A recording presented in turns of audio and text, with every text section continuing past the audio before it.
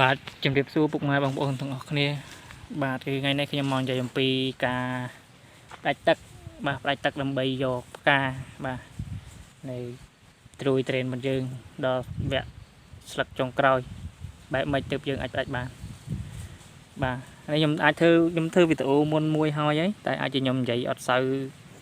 ក្បោះក្បាយអត់សូវច្បាស់ព្រោះថាមានបងប្អូនខ្លះគាត់ស្ដាប់ទៅគាត់ថាអត់សូវយល់បាទអញ្ចឹងគឺខ្ញុំចេញវីដេអូថ្មីមួយទៀតបាទជាទូទៅធម្មតាការផ្ដាច់ទឹកបាទផ្ដាច់ទឹកលុះត្រាតែយើងធ្វើស្លឹកចុងក្រោយផងយើងបានចាស់គ្រប់គ្រាន់បាទកាលណាស្លឹកនៅខ្ចីយើងផ្ដាច់អត់តាន់បានទេព្រោះថាស្លឹកនៅខ្ចីយើងត្រូវដាក់ទឹកដើម្បីទៅចិញ្ចឹមត្រួយចុងក្រោយផងយើងបាទហ្នឹងយើងនៅដាក់ទឹកធម្មតាយើងអាចបើកទៅរយៈធម្មតាលោតដើម្បីចិញ្ចឹមត្រួយបាទហើយត្រួយដែលផងយើងត្រួយចុងក្រោយផងយើងហ្នឹងវានៅខ្ចីនៅមានន័យថានៅខៀវបៃតងត្រួយចេកបាទស្លឹកនៅខ្ចីដែលទឹមតលាអស់ហ្នឹងយើងអាចសន្សំអាហារបាទ2ដងឬទៅ3ដងបាទអាចទៅដល់4ដងតាមដែលយើងសន្សំទៅ3ដងឬ4ដងក៏បានដែរ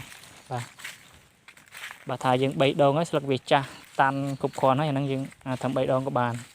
បើថា3ដងវានៅរៀងស្ទើរយើងអាចឈានដល់ទៅ4ដងអីចឹងចុះបាទអញ្ចឹងកាលណាយើងសន្សំអាហាររហូតដល់ស្លឹកត្រេនផងយើងវាឡើងចាស់ពណ៌កម្មៅខៀវកម្មៅក្រាស់ស្អាតហើយវាមានកម្លាំងធម្មពលគ្រប់គ្រាន់ហើយពេលហ្នឹងវានឹងឡើងជាកតងវានឹងឡើងឆ្លោះរៀងកោងរៀងធាត់ពេលនោះស្លឹកវានឹងរៀងស្រាលបាទនិយាយទៅវាមិនមែនជាស្រាលទេប៉ុន្តែកតងផងស្លឹកយើងហ្នឹងវាឡើងរឹងហើយវាឆ្លោះធាត់អញ្ចឹងវាកោងបាទកំប៉ោងកោងហ្នឹងអាហ្នឹងគឺវាមានកម្លាំងលើកអាស្លឹកហ្នឹងរៀងហើបហើយអញ្ចឹងក៏ពិតមិនមែនមកពីស្លឹកហ្នឹងស្រាលទេស្លឹកហ្នឹងគឺមិនវានៅដដែលទេបាទស្លឹកកាន់តែក្រាស់កាន់តែរៀងធ្ងន់ហើយប៉ុន្តែអាកតងវាហ្នឹងវាកាន់តែមានកម្លាំងឡើងបាទកាន់មានកម្លាំងលើកស្លឹកឡើងបាទបងប្អូនអាចសង្កេតមើលទៅចុងស្លឹករបស់យើងកាលណាវាឡើងចាស់ក្រាស់មានកម្លាំងគ្រប់គ្រាន់ហើយគឺស្លឹកធម្មតាវារៀងធ្លាក់បាទប៉ុន្តែដល់ពេលហ្នឹងវាលេងវាអត់រៀងធ្លាក់ទេវារៀងហើបឡើងលើតិចព្រោះកតងស្លឹកហ្នឹងវាចាប់ដើមកោងឡើងលើបាទយ៉ាងហើយពេលហ្នឹងយើងអាចផ្ដាច់ទឹកបាទចាប់ពីស្លឹកចាស់ហ្នឹងទៅមានធម្មពលគ្រប់គ្រាន់ហើយយើងផ្ដាច់ទឹកបានហើយបាទការផ្ដាច់ទឹកយើងអាចផ្ដាច់ចាប់ពី7ថ្ងៃឬមួយក៏10ថ្ងៃតាមស្ថានភាពដីផងយើងបាទបើសិនជាដីផងយើងវាឆាប់ស្ងួតទៅយើងត្រឹម5ថ្ងៃឬ10ថ្ងៃអីមើលតែត្រេនយើងវារៀងសុតខ្សោយខ្លាំងពេកយើងថែមទឹកទៅបន្តិចព្រោះកុំឲ្យឈូសស្លឹកចាស់ឈុតមុនបាទកាលណាយើងផ្ដាច់វាដាច់ទឹកខ្លាំងពេកទៅវានឹងឈូសយើងអាចឲ្យទឹកវាម្ដងទៅប៉ុន្តែយើងឲ្យលក្ខណៈប្រុស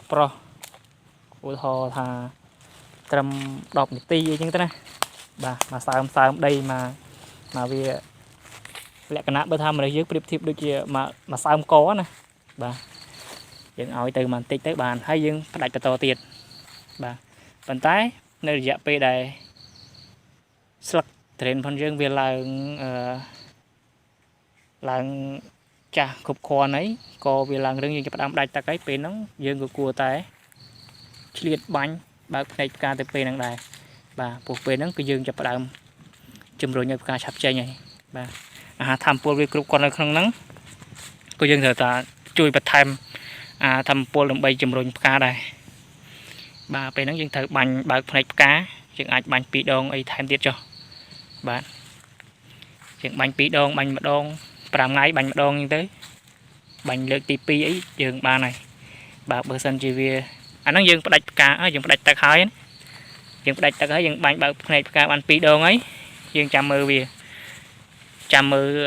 តាមចុងមេឃតាមពុះមេឃបាទធម្មតាផ្កាតារ៉េនវាចេញពីចុងដេញពីចុងមកហើយបាទយើងមើលតាមចុងមេឃបើសិនជាវាមានពកមកត្រឹម10ឬ20%នៅក្នុងមួយដើម10ឬ20%ចេញមកនិយាយទៅឲ្យថាឃើញលក្ខណៈភ្នែកផ្កាគឺច្បាស់ហើយមិនមែនជាភ្នែកក្តៀង vàផ្នែកផ្កាចេញមកពងសពកសមូលហ្នឹងតែគេហៅថាផ្នែកត្រីហ្នឹងបាទចេញមកវារៀងច្បាស់ហើយយើងអាចសម្រុកទឹកវាមកប្រើបានបាទគឺយើងបានន័យថាយើងកំហុកវាដាក់វាឲ្យច្រើនទៅហើយបន្ទាប់ពីហ្នឹងមកចាំយើងមកតិចវិញបាទយើងកំហុកមកប្រើអញ្ចឹងទៅយើងផ្អាកវិញយើងមើលទឹកមើលពោះតាមពោះមេឃហ្នឹងពេលហ្នឹងយើងត្រូវបាញ់ទាញផ្កាម្ដងទៀតនៅតាមពោះមេឃបាទបាញ់ទាញផ្កាតាមពោះមេឃយើងអាចបាញ់2 ដងដែរបាទយើងបាញ់5 ថ្ងៃម្ដងដូចគ្នាឬមួយក៏7 ថ្ងៃបាញ់ម្ដងបាទយើងបាញ់តាមពោះមេឃហ្នឹងដល់ពេលផ្កាវាចេញមកសបាទយើងផ្ដាច់ទឹកចេញផ្កាមកសហើយយើងចាប់ផ្ដើមបាញ់តាមពោះមេឃរួចហើយផ្កាហ្នឹងវានឹងដេញមកចេញមករឿយយកថាវាចេញមកចាប់ផ្ដើមរៀងច្រើនហើយទឹកផងយើងចាប់ផ្ដើមដាក់ទៅសឹមវិញបាទដាក់ដូចជាធម្មតាវិញតែកុំឲ្យដាក់បែបច្រើនពេកកុំកំហុកដូចដំបងបាទដំបងយើងអាចកំហុកចុះព្រោះថាស្លឹកដីផងយើងផ្ដាច់ទឹកយូរអញ្ចឹងទៅពី7 ថ្ងៃទៅ 10 ថ្ងៃវាចាប់ផ្ដើមស្ងួតខ្លាំងត្រែងយើងពងស្រេះខ្លាំងកាលណាយើងផ្ដាច់យើងផ្កាវាឡើងមកវឹបចេញមកយើងសម្រុកទឹកវឹបទៅវាធ្វើឲ្យប្លុកផ្កាហ្នឹងវានឹងស្ទុះមកច្រើនជាងមុនបាទកាលណាស្ទុះមកច្រើនហើយយើងក៏បន្ថែមបាញ់ទាញផ្កាតាមពោះមេឃមួយជើងឬ2 ជើងទៀតផ្កាគឺមកច្រើនហើយបាទគឺមកស្មើបាទហ្នឹងគឺវិធីយើងយកផ្កាបាទគឺយើងធ្វើបែបនេះតែចំពោះរឿងថ្នាំបើកភ្នែកផ្កាហើយនឹងបាញ់ទាញផ្កាហ្នឹងអាហ្នឹងសម្រាប់នៅខ្មែរនេះ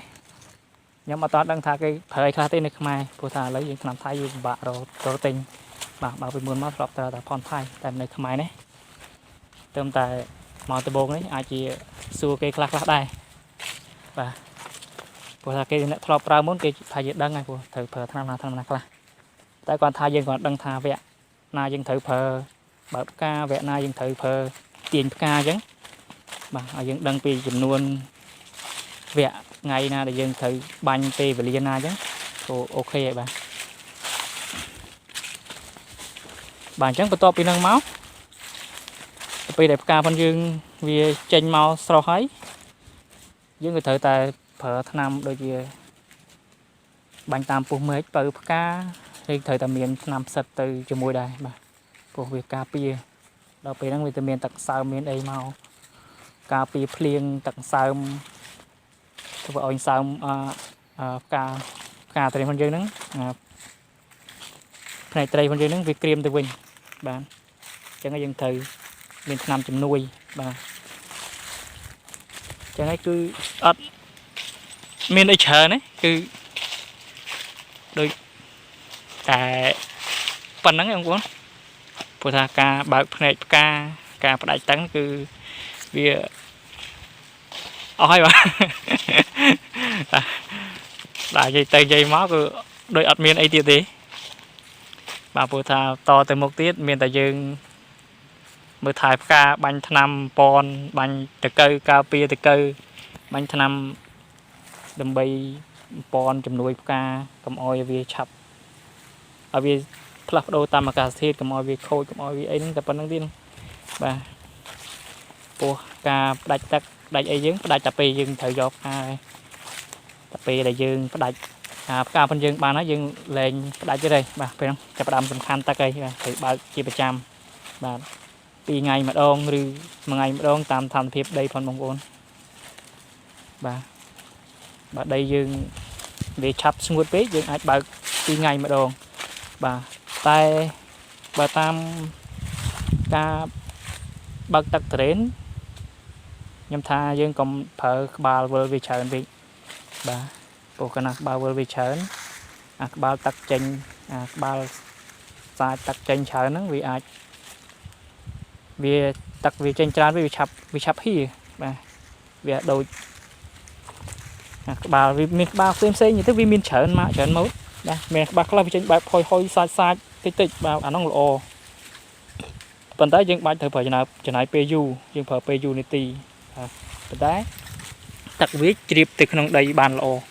ធ្វើឲ្យត្រៀមរបស់យើងហ្នឹងវាដីនៅក្រោមតាមត្រៀមហ្នឹងវាមានពេលជ្រាបចូលទៅក្នុងបឺតទឹកទៅក្នុងដីហ្នឹងវាបានច្រើនបាទតែបើក្បាលវិលទឹកវាបែបចេញខ្លាំងហើយយើងប្រើក្បាលច្រើនទៀតមានទៅដល់3ក្បាលអីទៅវាអាចទឹកវាមកចេញច្រើនមែនវាឆាប់សើមហើយក៏វាជ្រាបទៅអត់តដែរអញ្ចឹងវានឹងហៀបាទវាអាចហៀហូពីដើមហ្នឹងវាទៅនៅដើមផ្សេងបាទអញ្ចឹងធ្វើទឹកអត់ស្មើគ្នាបាទចុះដើមហ្នឹងគ្រប់ដើមមួយទៀតលើបាទចុះដើមហ្នឹងខ្វះដើមមួយទៀតគ្រប់អញ្ចឹងទៅព្រោះថាវាអត់អាចជ្រាបទៅក្នុងដីបានស្មើទេព្រោះថាវាហូរហៀបាទវាហៀច្រើនពេកទៅវាទៅដើមផ្សេងអញ្ចឹងទៅហូរពីដើមហ្នឹងទៅកន្លែងដើមផ្សេងរៀងដកអញ្ចឹងទៅនៅជាប់នៅក្នុងបាទអញ្ចឹងដើមហ្នឹងលើបាទតែដើមនេះបើយើងខ្វះបាទពេលខ្លះដើមនេះគ្រប់ដើមនោះលើពេលដើមនេះគ្រប់ដើមនោះខ្វះ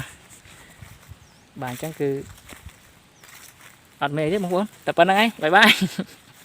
បងប្អូនគិតថាវីដេអូខ្ញុំមានប្រយោជន៍បងប្អូនជួយ like share អីម្នាក់មួយផងបាទដើម្បីជាកម្លាំងចិត្តឲ្យខ្ញុំបានធ្វើវីដេអូបន្តទៀតបាទព្រោះថាខ្ញុំខានធ្វើវីដេអូយូរមកហើយបាទនៅប្រទេសថៃសារពេលហ្នឹងរបុលផងអីផងក៏អត់សូវមានពេលធ្វើបាទធ្វើមកវីដេអូអញ្ចឹងទៅវាខានយូរអញ្ចឹងទៅយូរទៅជាខ្ជិលថាកើតរោគខ្ជិលហ្នឹងបាទកាលណាខានយូរទៅខ្ជិលបាទពេលខ្ជិលចេះហើយចោលរាប់ឆ្នាំឥឡូវទៅមកនេះក៏ឃើញថាបច្ចេកទេសធ្វើនៅស្រុកខ្មែរផងយើងហើយនឹងនៅស្រុកថៃនោះគឺខុសគ្នាបាទខុសដាច់អញ្ចឹងហើយក៏ចេញវីដេអូចាប់ដើមធ្វើវីដេអូបន្តវិញបាទព្រោះថាអ្នកខ្លះគាត់អត់ទាន់ដឹងអ្នកខ្លះក៏គាត់ដឹងហើយបាទចឹងព្រោះថាខ្ញុំពេលដែលខ្ញុំមកដល់ខ្ញុំមើលឃើញច្រើនបាទឃើញអ្នកខ្លះគាត់អត់ទាន់ស្វែងយល់រឿងហ្នឹងការធ្វើត្រេនធ្វើចការហ្នឹងប៉ុន្តែអ្នកខ្លះទៀតក៏គាត់ចេះច្រើនបាទខ្ញុំជឿថាមានអ្នកចេះច្រើនបាទព្រោះស្រុកខ្មែរយើងឥឡូវត្រេនច្រើនណាស់បាទព្រោះអ្នកបង្ហាញតាម YouTube តាម Facebook ហ្នឹងក៏ច្រើនបាទអញ្ចឹងក៏គាត់ចេះក៏ចាប់ដើមច្រើនគ្នាដែរបាទហើយត្រេនក៏ដើមច្រើនអ្នកចេះក៏ច្រើនហើយអ្នកអត់ចេះក៏រៀងច្រើនដែរនិយាយទៅវល់វិញហ្នឹងបងប្អូនណាបាទបាយបងប្អូនអរគ្នា